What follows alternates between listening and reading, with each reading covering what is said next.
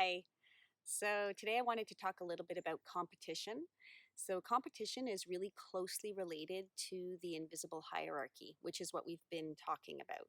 So briefly, invisible hierarchies are when people try to increase their value as a being by jockeying for position and doing something on the surface.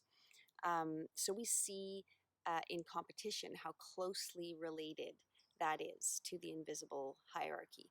Most people use the definition of competition that means that you are trying to win or you are trying to battle. And we introduce our children to this definition of competition really young. Our school systems, our sports systems, music, celebrity culture, it all kind of revolves around this definition. And we see it all the time.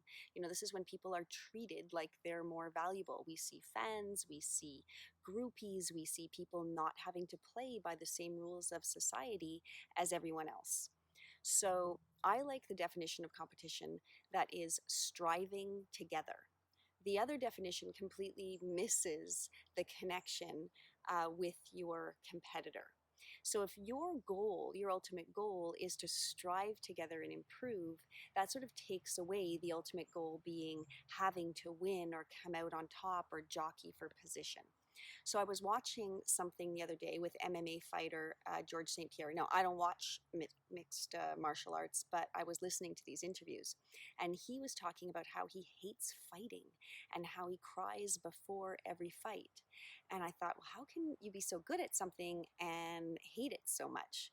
And he described it really beautifully, and it fits into this model where he said, he loves training because that would be his connection to source. And he loves the lifestyle because, of course, when people move you up an invisible hierarchy, it feels great. But the pressure of that invisible hierarchy that people held for him was too much when he had to perform, because losing would be the ultimate humiliation. What he's saying is that, he felt like his value as a being was tied to that. And we see that in the storybook as well with Judd's father. Judd's father plays football really well. And he was feeling that people were treating him as though he were more valuable in his being because of something that he was doing. And in the story, we see the grandmother figure helping him to put it into perspective.